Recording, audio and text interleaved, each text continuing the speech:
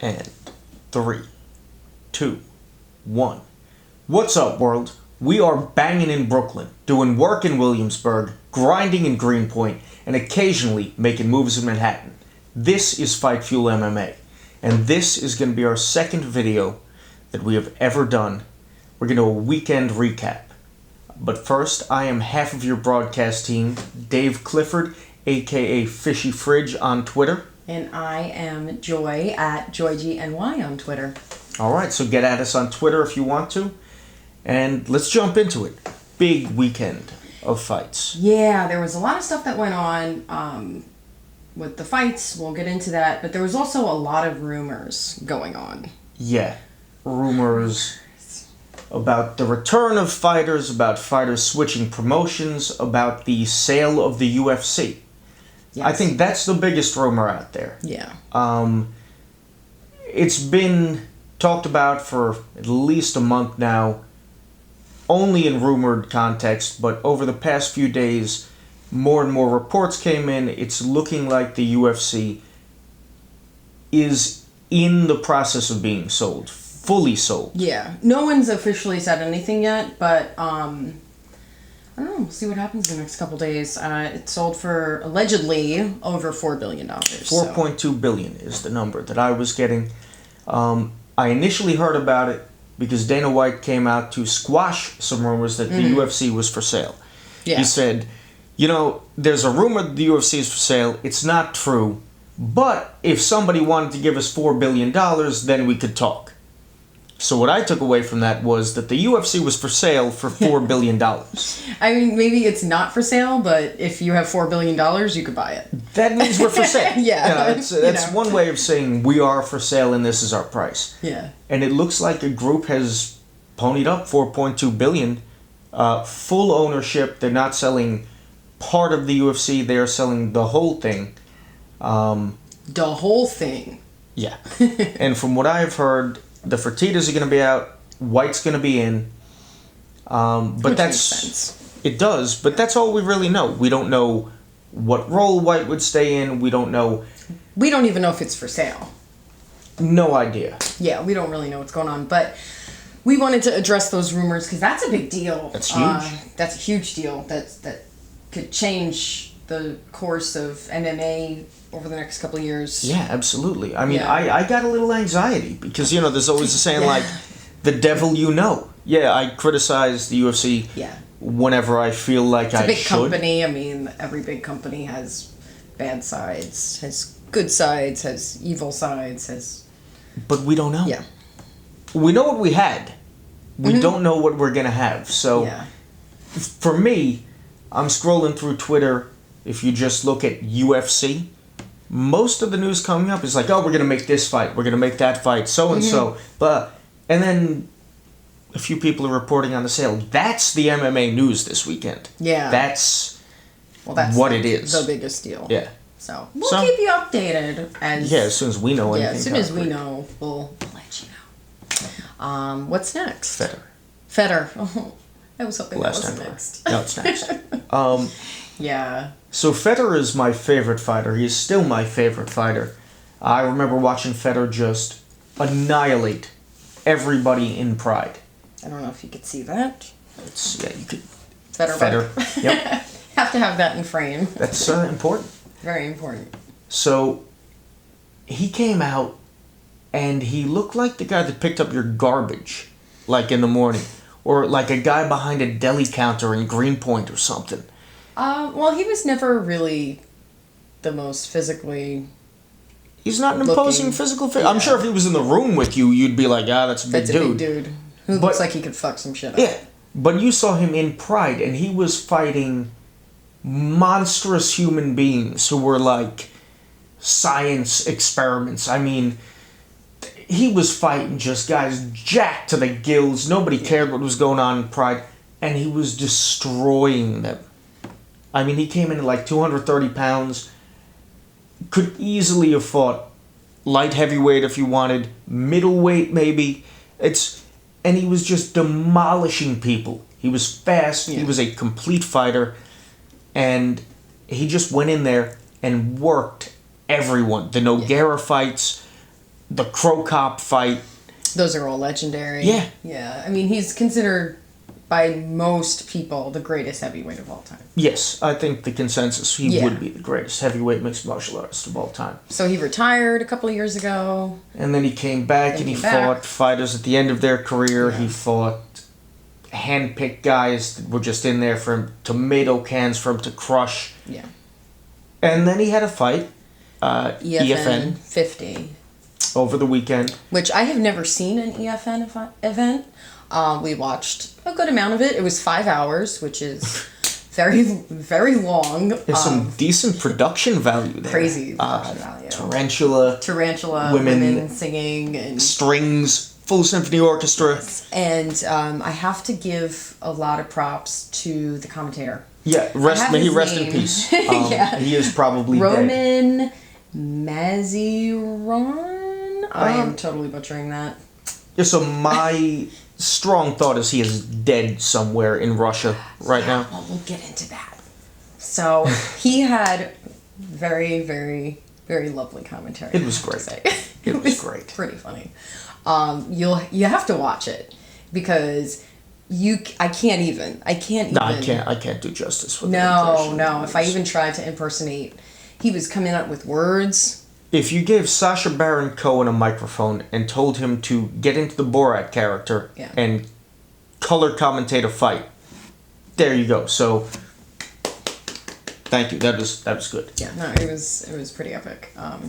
But what really made us go was his commentary for the Fedor fight. Yeah. Because during the Fedor fight, Fedor fought Fabio Maldonado, a fighter who is a light heavyweight fighter. He did take a heavyweight fight in the UFC, fought Stipe Miocic, and he got his clock cleaned in about 35 seconds. It was very bad. So heavyweight had not been kind to Maldonado. Maldonado is a former boxer, accomplished mixed martial artist. Yeah. I do not enjoy watching Maldonado fight. I don't either. I don't like... I think he has a mental... he is a masochist. I don't think he goes in there to win fights. I think he gets into the cage to show everybody watching that he could get punched in the head a lot and not go down. I think this is his true aim when he enters into a cage.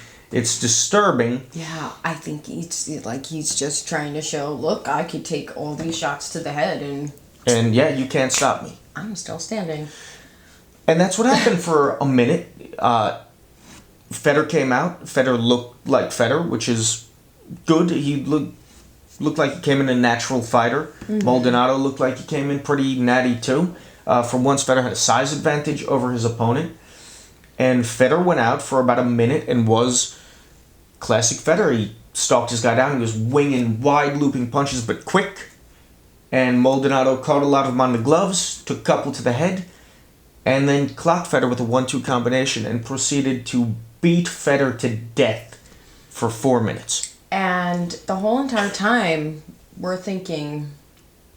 You have to stop this fight. This fight's going to be stopped.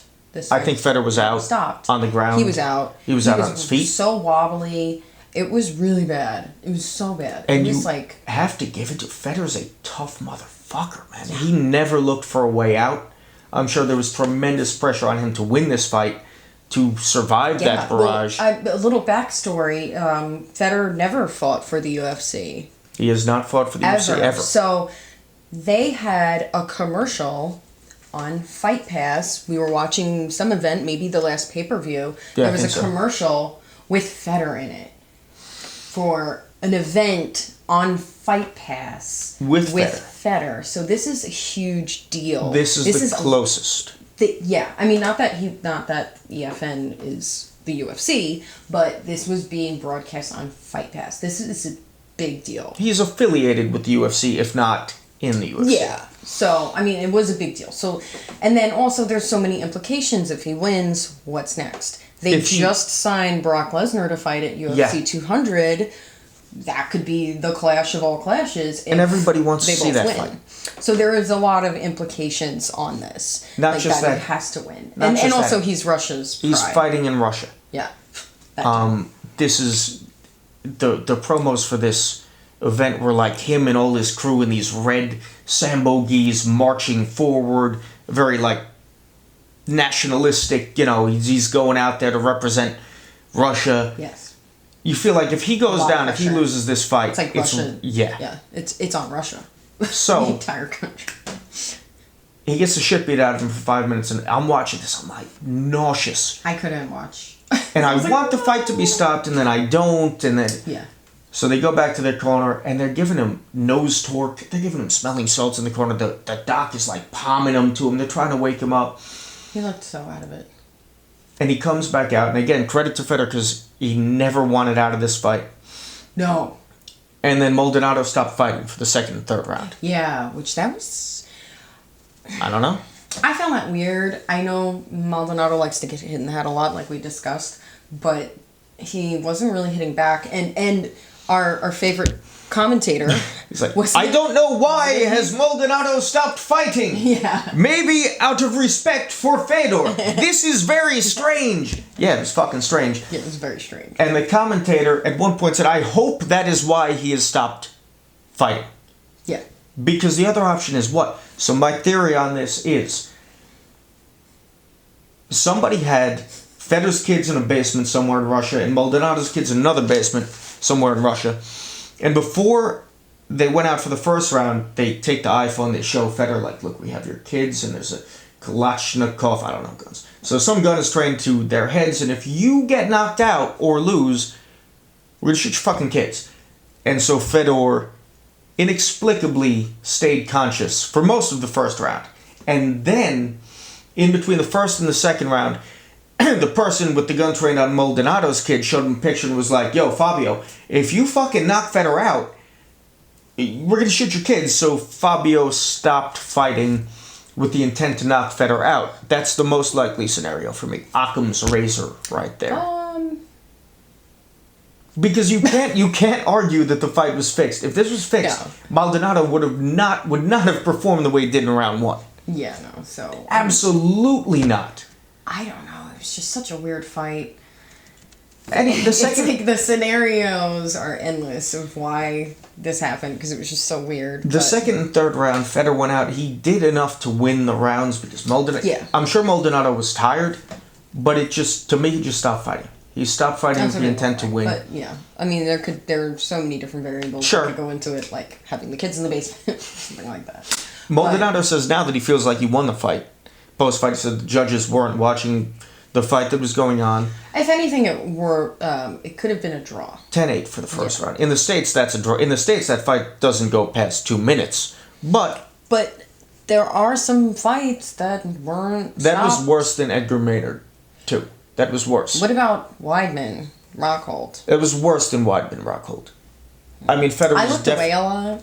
Fedor was definitely concussed by the time he got to the second round. He was, yeah. It's similar to when Maldonado fought Glover Teixeira, because he was concussed after that barrage. I mean, it was strange. I feel like it should have been stopped. Really weird. At the end of the fight, Maldonado jumps up to the cage and he's punching himself in the chin, because that's what he's about. That's the other option. Maldonado could just have decided, I might be winning this fight. I'm not getting hit enough. Let me just get hit in the head a lot. Either of those scenarios. Yeah, but the announcer was like, Fedor didn't win this fight. He should not be happy. Fedor has nothing to be proud of. Yeah. It looks like the UFC dreams are over now. Yeah. I don't know what Fedor will do. I mean, who hired this guy? Asking to be killed by the Russian military. Like something, I don't know. But we were just like, I can't believe this guy is saying this. He was pretty fucking honest about it. But it was, dude, he was... Did he have an earpiece in, though? Was somebody telling him, shut the fuck up? Yeah, but he was being very real. He was real. And I respect that guy. I respect that guy. May he rest in peace. Yes. Whatever that fucking guy's name is. Roman, and I'm not even going to try to say the last name because I probably butchered it the first time. So there was that. Yeah, that was that. So that happened over the weekend. You want to talk more rumors, or you want to talk a fight? We got rumors. Oh, go for rumors. I got GSP rumors. Oh, yeah, GSP. That's a big deal. That's a very big deal. At this point, it might not even be rumors. He says he wants to come back and he's ready. Yeah. No, it's not. Yeah, it's not a rumor. He said he wants to come back. And what really inspired him to come back, what I was reading today, is Bisping. Just tied his record for most UFC wins. 19, I believe? 19 wins? Maybe. I don't know. 18 or honestly, 19. this might be a straight business move. I don't know what he's saying, but Bisping would be a great opponent for GSP. Yeah. But, let me just finish what I was saying. Sorry. That's great.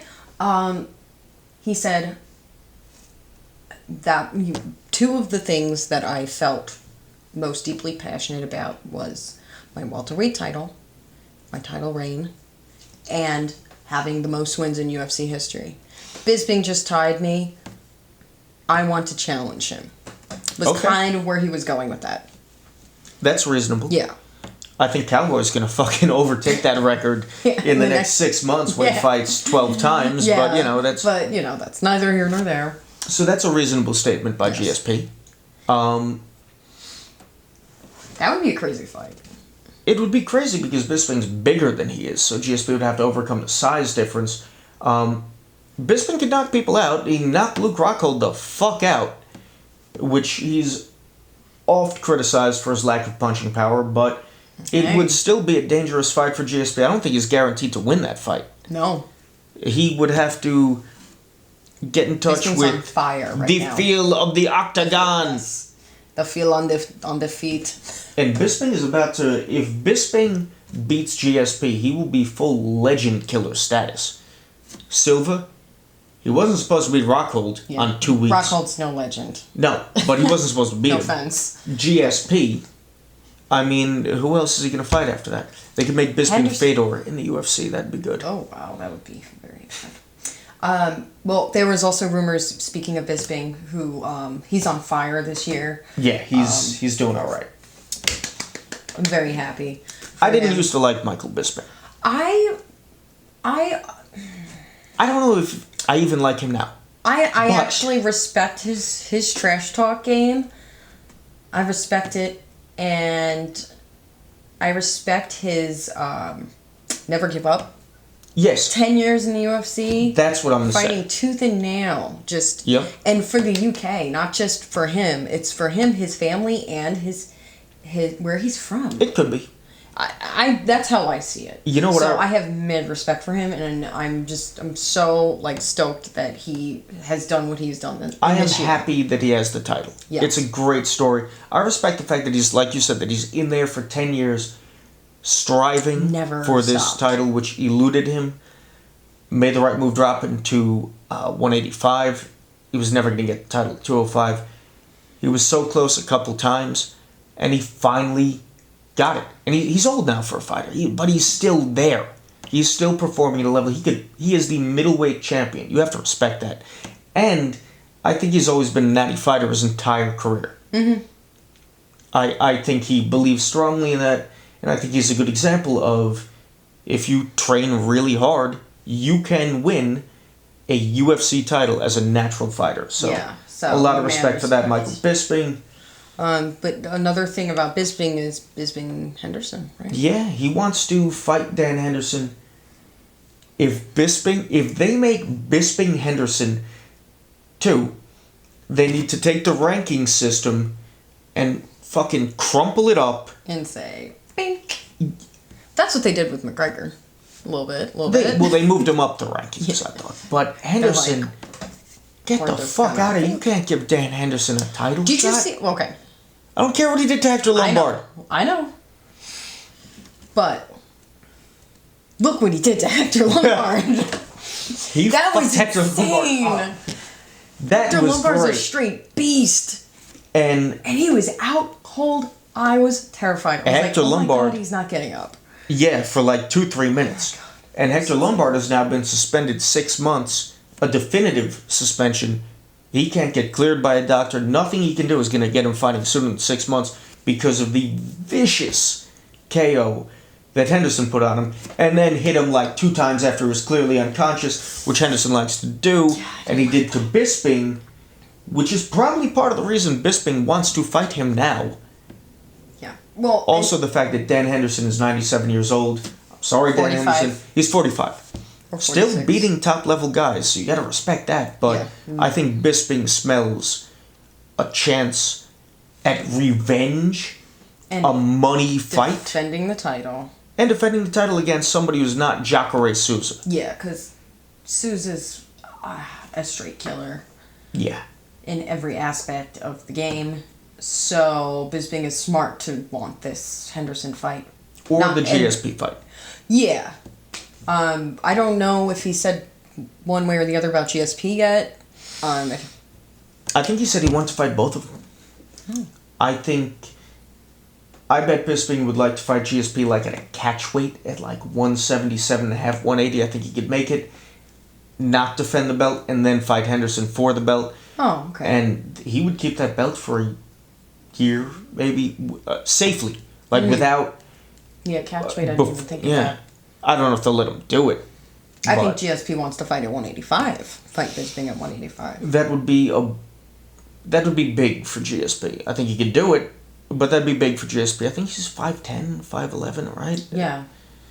But he's GSP. He is GSP, but he's also been laid off for 3 years. He doesn't have the feel of the octagon beneath his feet.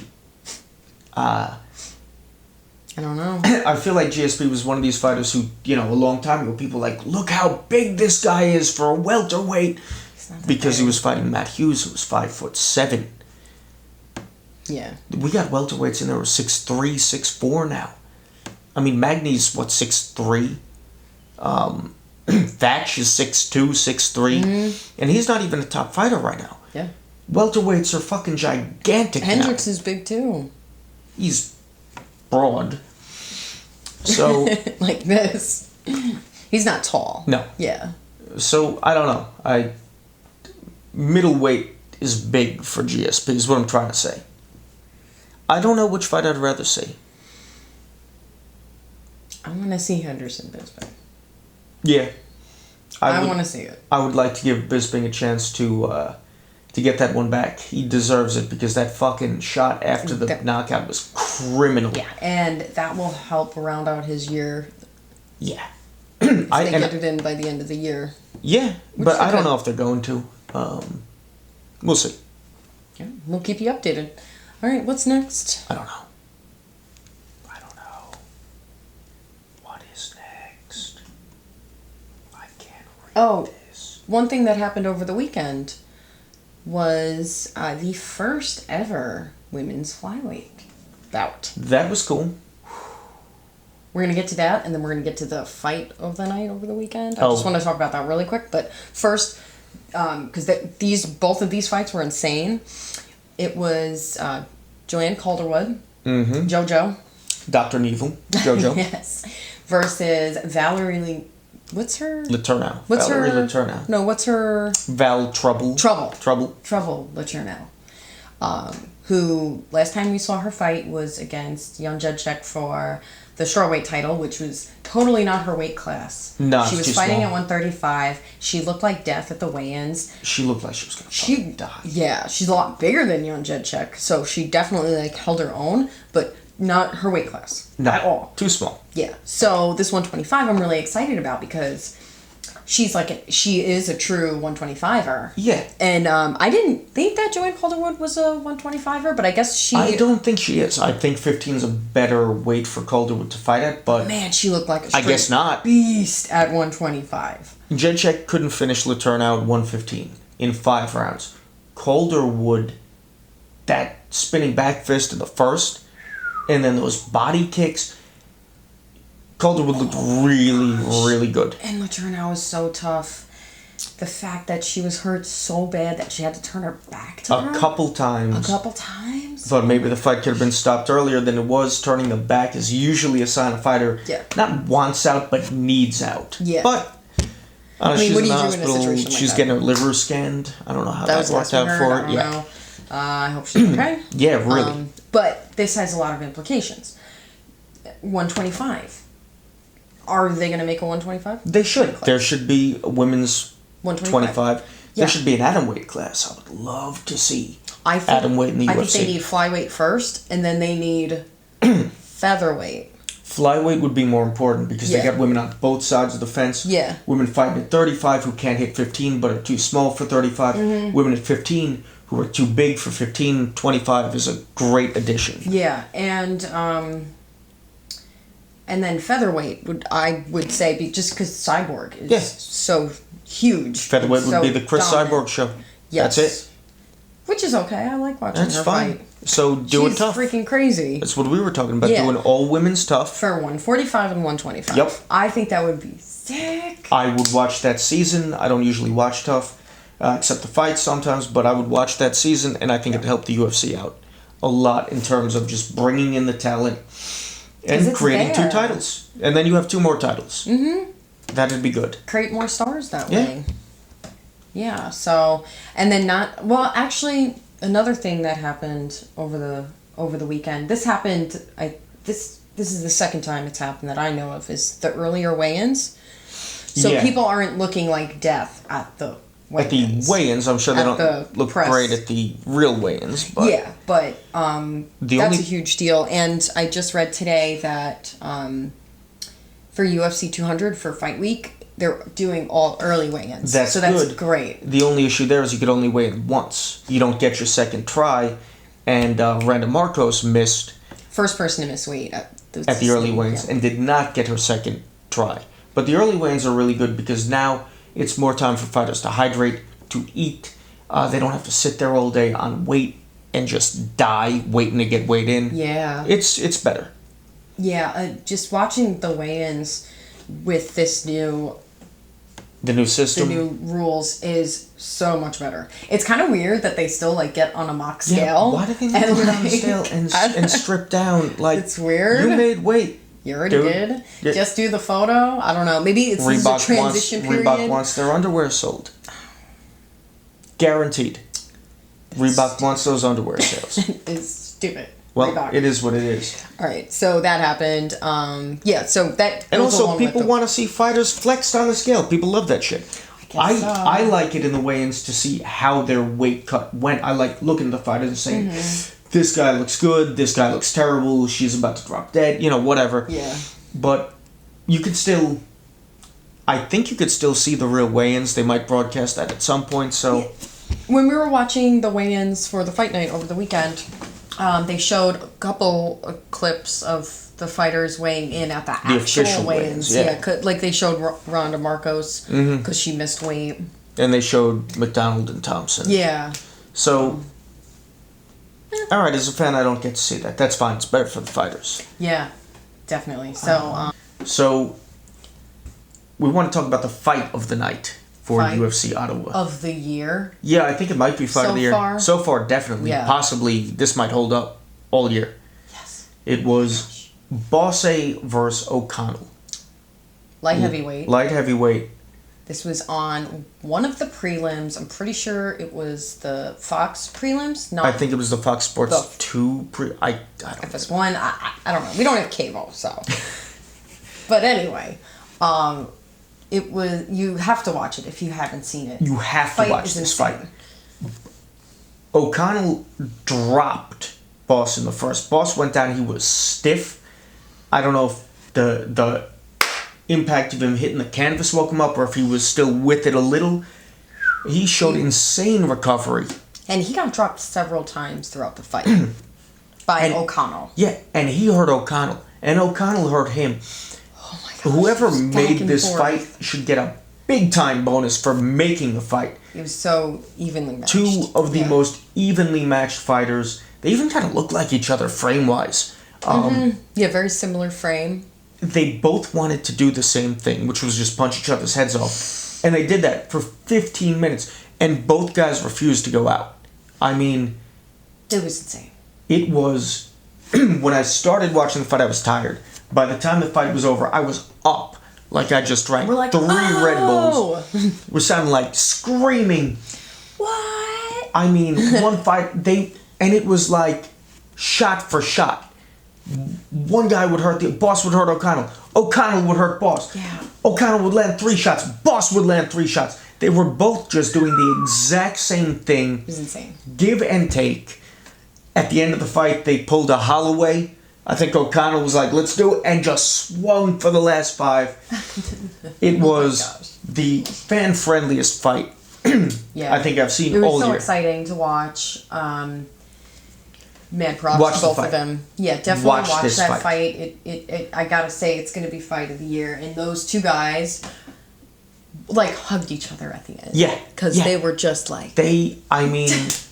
I don't think I've seen ever 2 fighters who were so equal in terms of what they could and were doing to each other, and just the ability to take shots and give shots. It was insane. Yeah, very insane. So watch that. Yeah. We definitely had to talk about that. And one last thing we need to talk about from over the weekend was Cowboy.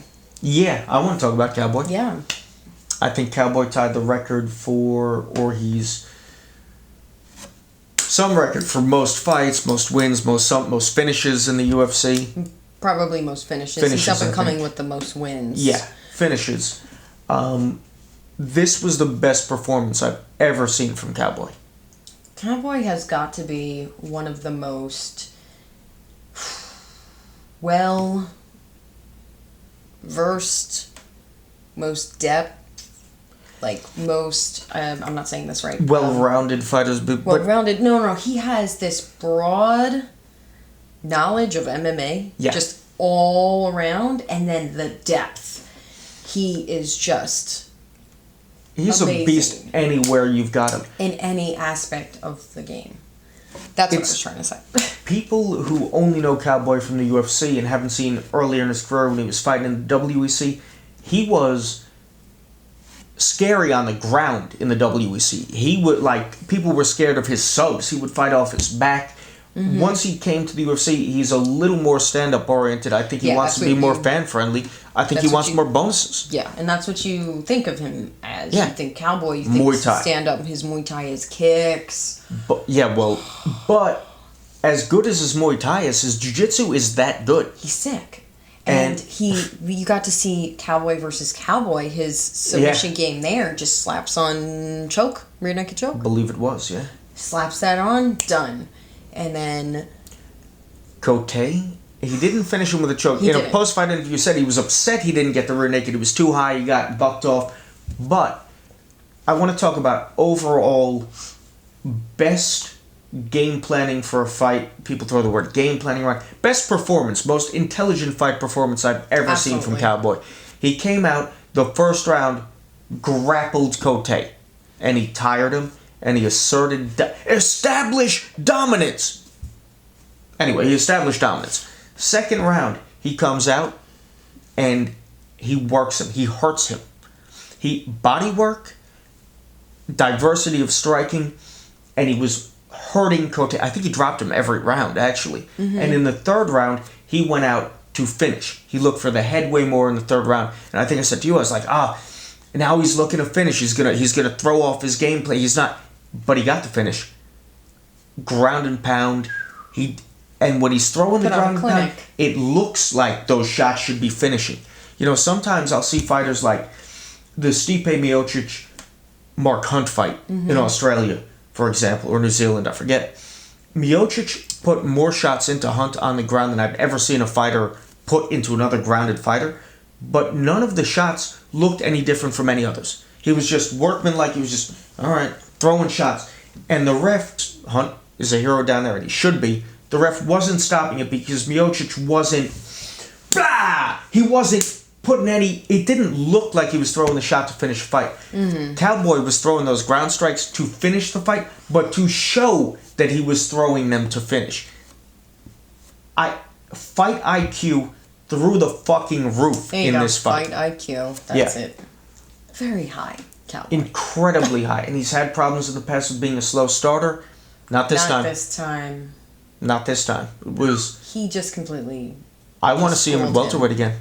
I want to see him fight welterweight again. I'm very excited to see him at welterweight. I was a little nervous at first, but man, he's just showing how good he is. I think I saw Jeremy Botter post on Twitter. Cowboy versus Matt Brown. Yo. Let's go. Make Cowboy versus Matt Brown. That would be amazing. That would be a fight fan's dream. Yeah. Make that happen. Because I will tune into that shit. Me too. That'd be great. Yeah, well, Cowboy, we love you. You're one of our favorite fighters. So, I think that's about all we needed to talk about. We do have some videos coming up that we're going to want to film. A couple of top 10s. We're going to do some top 10s. We're going to do some top 5s. 10s, maybe some top 5s. I like the top 5. Top 5, which equals top 10. I want to do a 5 fights to watch on Friday segment. Sure, yeah. I like alliteration, so I'm going to do as much of that as I can. Yeah, we got a lot of things in the works. We'll get there eventually. But, yeah. Keep checking us out. FightFuelMMA.com is the website. Hit us up on Twitter. Fishy Fridge. Twitter. ChoiGNY. FightFuelMMA.com. That's right. Go there. Check out our stuff. Second video. We're going to have a third to you very soon. Thank you for watching. Yeah, thank you for watching. We're out.